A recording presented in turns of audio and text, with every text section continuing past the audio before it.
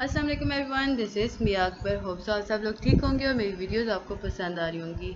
आज ही हम लोग कर रहे हैं SOC 403 का लेक्चर नंबर 31। उम्मीद है कि आपको हर चीज़ समझ आ चुकी होगी। काइंडली मेरे चैनल को लाइक और सब्सक्राइब जरूर कर दीजिएगा।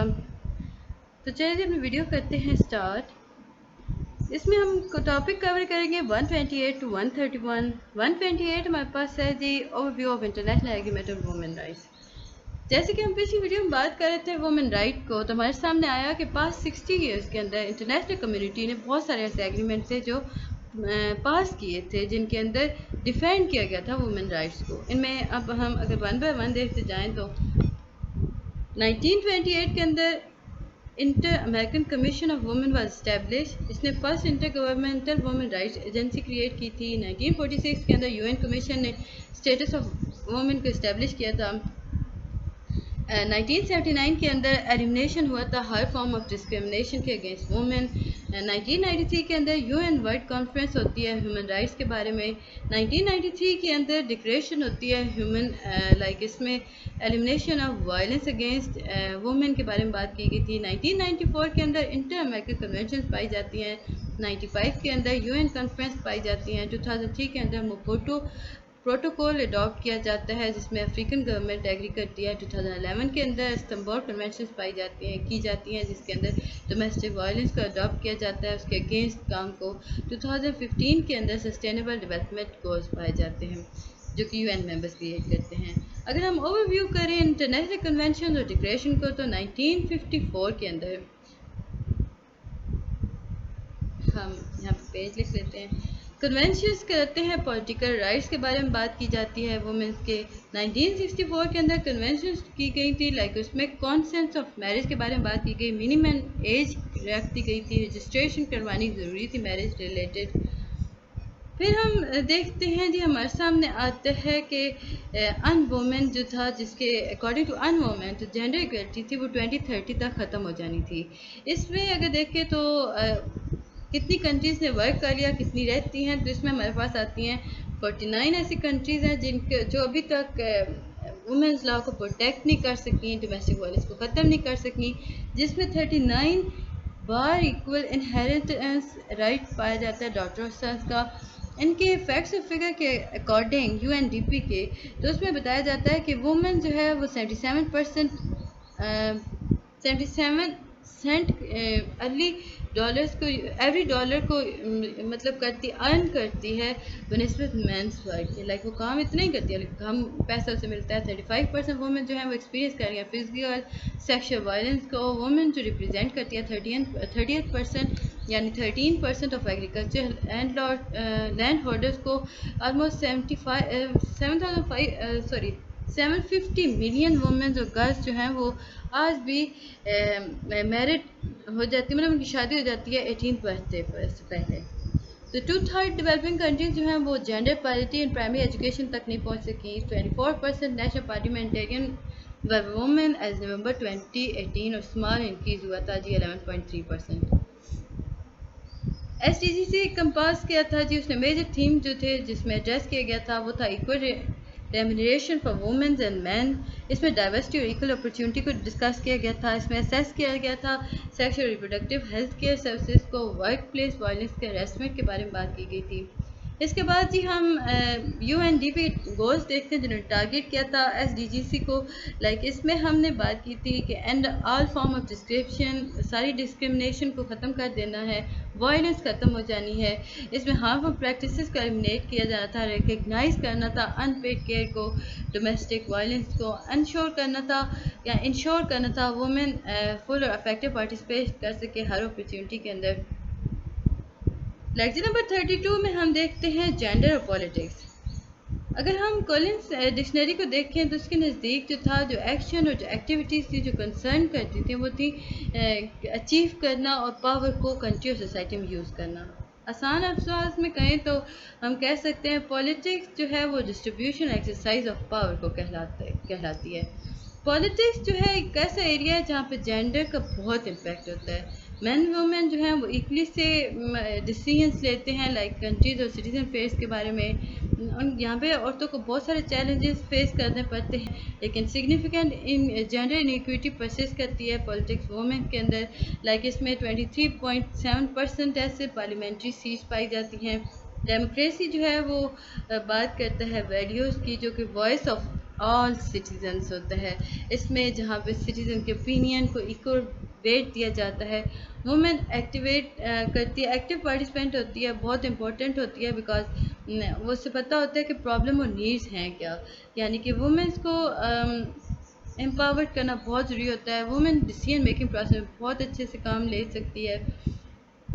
نیکسٹ آپ کو کہتے ہیں کہ پولیٹیکل پارٹیسپیشن جو ہے وہ ریسٹرکشنس پہ ہوتی ہے. اس میں بہت سارے کنٹری پائے جاتے ہیں، جس میں یو ایس ہو گیا. ٹرن آؤٹ جہاں پہ وومن ووٹر کا وہ ایکول نہیں ہوتا مینس کے.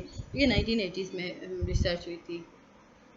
دین جی آپ کے پاس امپورٹنٹ آتا ہے اس میں وومنس کی نیڈ کا education, awareness, good leadership, role model for managing, transport.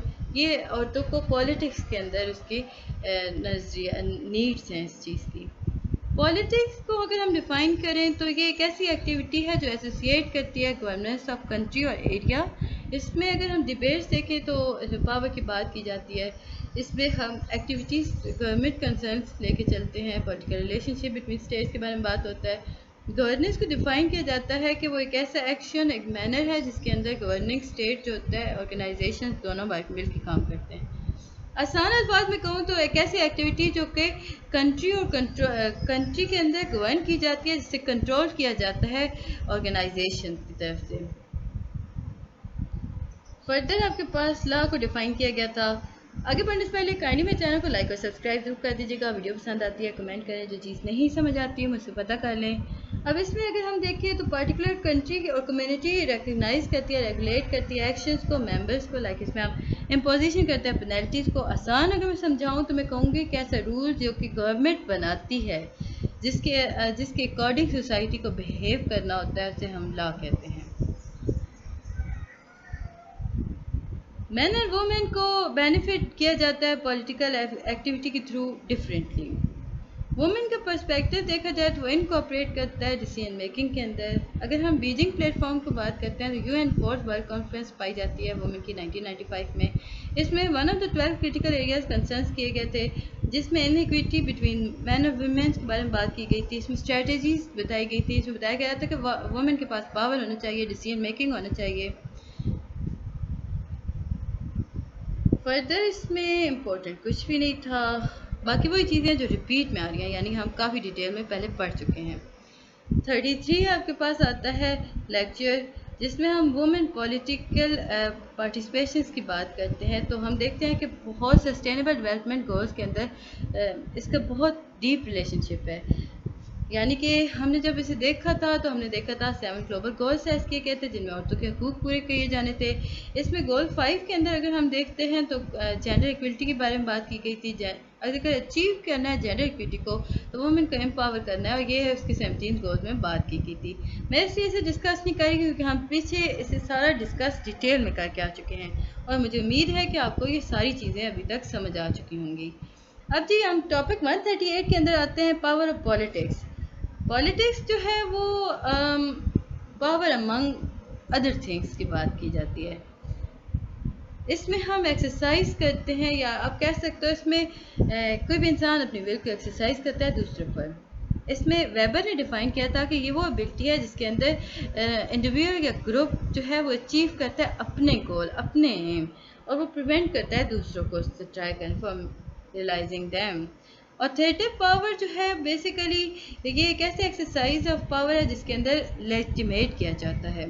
Like ہم اس میں کہہ سکتے ہیں کہ یہ پاور جو ہے یہ پرسیو کرتی ہے، لیجٹیمیٹ کرتی ہے، افیکٹو ہوتی ہے بیکاز میں جنرل ایکسیپٹنس پائی جاتی ہے. Authority refer to the power or right to give an order, make decision, enforce obedience. پھر جی ہمارے پاس آتا ہے پاور اینڈ پیٹریسی.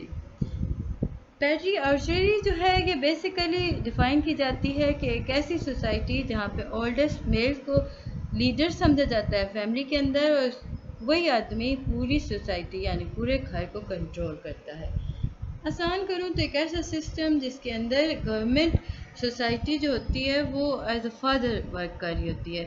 لائک وہ ایک ایلڈسٹ میل ہے گھر کا جو کہ سارے فیصلے لیتا ہے، جس کے فیصلے کو سارے اوبے کرتے ہیں.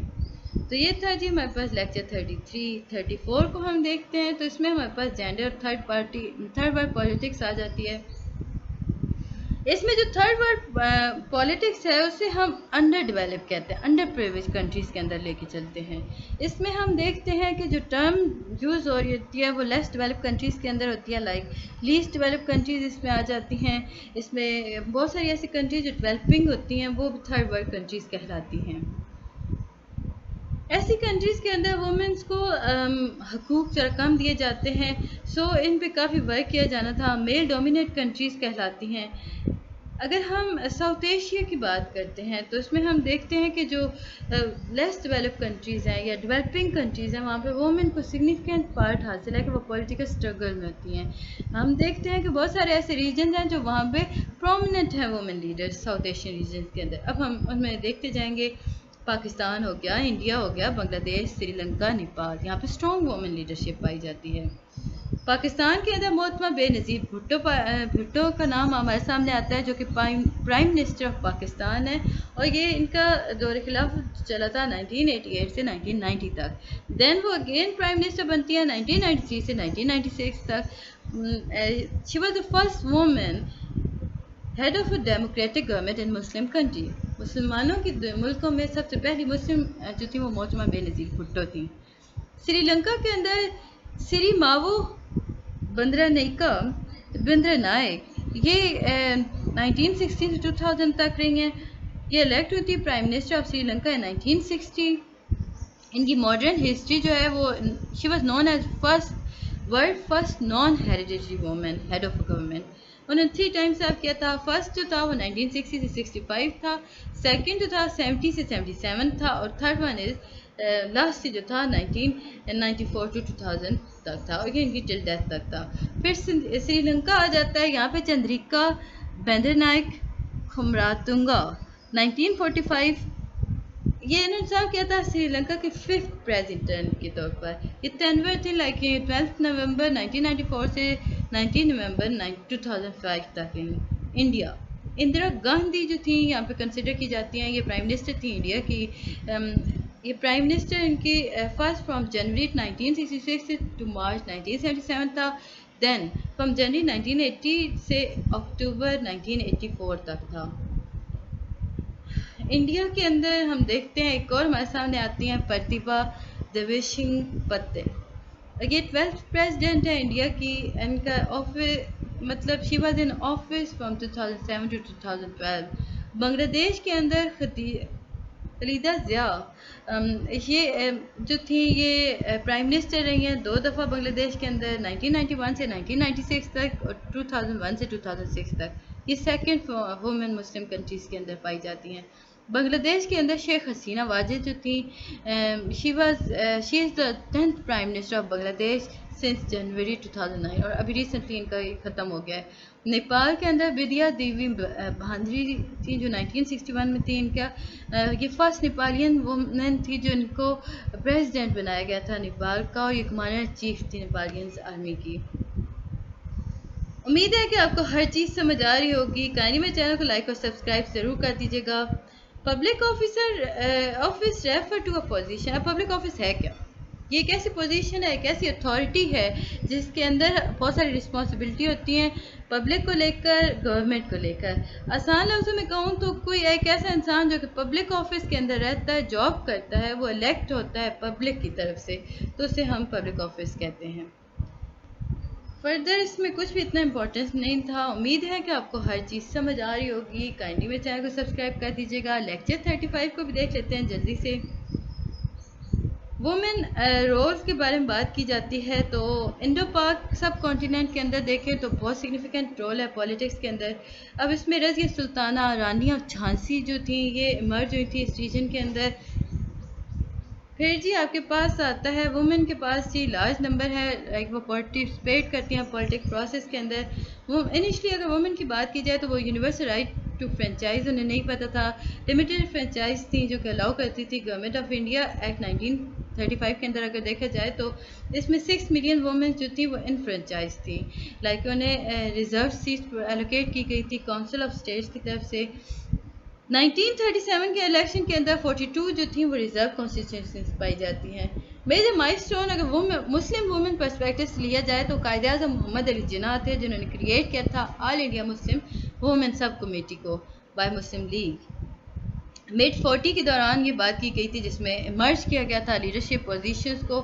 لاہور کے اندر پنجاب میں جہانرا شاہ نواز، بیگم سلمہ Tasadduq Hussain, Begum Fatima from Bengal, Shaista Ikramullah from Sindh, lady Abdullah Haroon from Sindh and Begum Zari Sarfaraz from the NWFP now KPK، انہیں اس میں شامل کیا گیا تھا۔ لیڈی عبد القادر فاطمہ بن بیگم، مس محمد قریشی، انہوں نے مسلم گرل اسٹوڈنٹ فنڈریشنز کریٹ کی تھی 1941 کے اندر۔ وومن کمٹمنٹ کمیٹیز بنائی گئی تھی 42 کے اندر، جس کا نتیجہ قائد اعظم محمد علی جناح نے کافی انٹرسٹ شو کیا تھا۔ 43 کے اندر 5000 وومن جو تھی وہ پارٹیسپیٹ کر رہی تھی annual session of All India Muslim League in Karachi. Woman participation جو 1946 میں الیکشنز پہ آئی تھی جن میں بیگم سلمہ تصدق حسین اور بیگم جہاں آرا شاہ نواز انہوں نے مسلم لیگ میں کنٹیسٹ کیا تھا، لیکن ان میں ہیوج ڈیمانسٹریشن پائی گئی تھی لاہور کے اندر۔ کافی زیادہ ہسٹری ہے اس میں، آپ کو یاد رکھنی ہوگی۔ وومن کو ریمین کیا گیا تھا active throughout the freedom movement. Woman کا رول، کائنڈلی میرے چینل کو سبسکرائب ضرور کیجیے گا، دیکھیں میں آپ کے لیے کتنی محنت کرتی ہوں۔ وومن کا رول جو پالیٹکس آف پاکستان کے اندر دیکھا جاتا ہے تو انڈیپینڈنس کے بعد تو ہمارے سامنے آتا ہے کہ بیفور انڈیپینڈنس وومن جو تھی وہ ڈیمونسٹریٹ کر رہی تھی پولیٹیکل اویئرنیس کو۔ بہت ساری مسلم وومن جو تھیں وہ ایمرج ہوئی ایز اے لیڈر ہسٹری کے اندر۔ پری انڈیپینڈنس کی بات کی جا رہی ہے، اسٹرگل کافی کی گئی تھی وومنس ایجوکیشنس کو لے کر، اس میں خلافت موومنٹ کو آبزرو کیا جاتا ہے، وومن پولیٹیکل پارٹیسپیشنس کے بارے میں بات کی جاتی ہے۔ Girls and women have better access to education۔ اس میں کچھ ہمیں پارٹیسپیٹ کچھ یہاں پہ پوائنٹس کلیئر کیے گئے تھے جن میں کہا گیا تھا کہ وومن کے پاس وومن جو ہے وہ ایکٹیو کنٹریبیوٹ کرتی ہے، وومن جو ہے وہ پروفیشنس کے اندر رہ سکتی ہے، وومنس کے بارے میں کافی زیادہ باتیں کی گئی تھی۔ مسلم پرسنل لا شریعت 1948 کے اندر افیکٹو ریکگنائز کیا گیا تھا وومن رائٹس کو۔ 1951 کے اندر مسلم پرسنل لا آف شریعت جو تھا وہ افیکٹو ہوا تھا، اس میں وومن کو ریسیو کیا گیا تھا، رائٹس دیے گئے تھے انہیریٹ اور ایگریکلچر لینڈ کے اندر۔ مسلم فیملی لا آرڈیننس جاری کیا گیا ہے 1961 کے اندر جہاں پہ وومنس کو کافی رائٹ دیا گیا تھا، right regarding marriage, child custody, divorce and registration of marriage and diverse.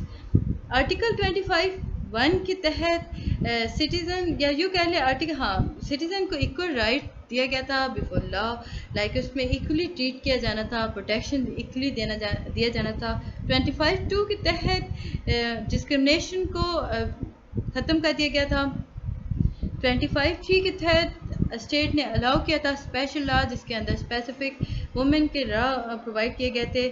اچھا، گریٹ وومن لیڈر جو ہے وہ پلے کرتی ہیں وائٹل رول۔